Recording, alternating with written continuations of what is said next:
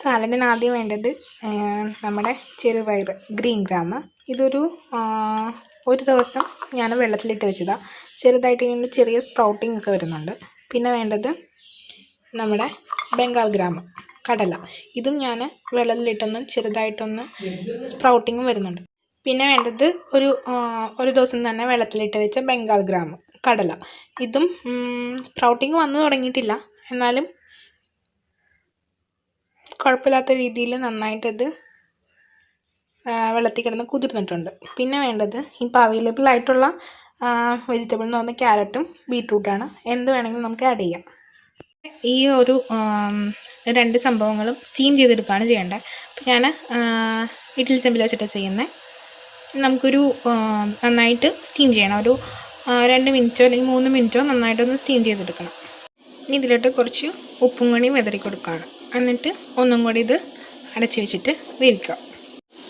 അപ്പം ഞാൻ അതിലോട്ട് ആ വെജിറ്റബിൾസും കൂടി അരിഞ്ഞ് വെച്ചത് ഇട്ടു. ഇനി നമുക്ക് ഒന്ന് ഹാഫ് കുക്ക് ആവണ വരെ ഒന്ന് സ്റ്റീം കൊടുക്കാം. അങ്ങനെ ഹാഫ് കുക്ക്ഡ് ആക്കിയിട്ടുള്ള എല്ലാ സംഭവങ്ങളും ഞാൻ വേറൊരു ബൗളിലോട്ട് മാറ്റി. ഇനി ഇതിലോട്ട് നമ്മൾ പൗഡേഴ്സ് എല്ലാം ആഡ് ചെയ്യാൻ പോവുകയാണ്. സോൾട്ട് ഓൾറെഡി ആഡ് ചെയ്തുകൊണ്ട് ഞാൻ കുറച്ച് സോൾട്ട് ഇതിലോട്ട് ആഡ് ചെയ്തിട്ടുള്ളൂ. ഇനി അടുത്ത് നമ്മൾ ആഡ് ചെയ്യാൻ പോകുന്നത് നമ്മുടെ ഗരം മസാല. ഇപ്പോൾ ഒരു ടേസ്റ്റിന് നമ്മുടെ ടേസ്റ്റ് എങ്ങനെയാണെന്ന് വെച്ച് കഴിഞ്ഞാൽ അങ്ങനെ ആഡ് ചെയ്താൽ മതി, കൂടുതലാവരുത്. ആഡ് ചെയ്തിട്ട് നന്നായിട്ട് ഒന്ന് മിക്സ് ചെയ്തെടുക്കുക.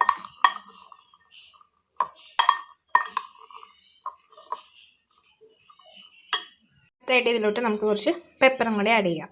എന്നിട്ട് നന്നായിട്ട് മിക്സ് ചെയ്യുക. അപ്പോൾ ഇനി നമ്മൾ ആഡ് ചെയ്യാൻ പോകുന്നത് ഒനിയനാണ്. ഒനിയൻ ഞാൻ കുക്ക് ചെയ്തിട്ടില്ല, അല്ലാണ്ട് ഫ്രഷ് ആയിട്ടുള്ളത് തന്നെയാണ് ആഡ് ചെയ്യുന്നത്. അതാണ് കുറച്ചും കൂടി ടേസ്റ്റി. ഇതിലേക്ക് നമുക്ക് കുറച്ച് നാരങ്ങ നീര് ആഡ് ചെയ്ത് കൊടുക്കാം. എന്നാലാണ് നമ്മളിപ്പോൾ ഇട്ടേക്കുന്ന ഗരം മസാലയും എല്ലാനും നന്നായിട്ട് അതിലോട്ട് പിടിക്കുള്ളൂ. ഇനി നമ്മൾ ചേർക്കാൻ പോകുന്ന മെയിൻ ഇൻഗ്രീഡിയൻ്റ് ആണ് മയണൈസ്. ഇത് ഞാൻ തന്നെ വീട്ടിലുണ്ടാക്കിയ ഹോം മെയ്ഡ് മയണൈസാണ്. ഈ മയണൈസ് നമ്മളൊരു 2 ടേബിൾ സ്പൂണോളം നമ്മളിതിലോട്ട് ആഡ് ചെയ്ത് കൊടുക്കുകയാണ്. നമ്മൾ മയണൈസ് ആഡ് ചെയ്ത് കൊടുത്തു. ഇനി നന്നായിട്ട് ഒന്ന് മിക്സ് ചെയ്തെടുക്കുക.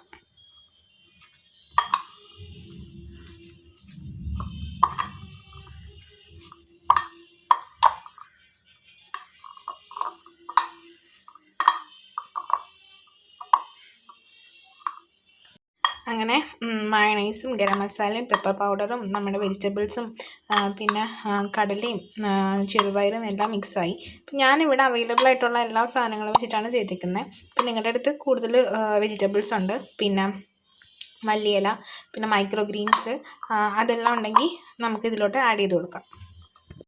പിന്നെ നമ്മുടെ സാലഡ് റെഡി ടു സെർവ് ആയിട്ടുണ്ട്.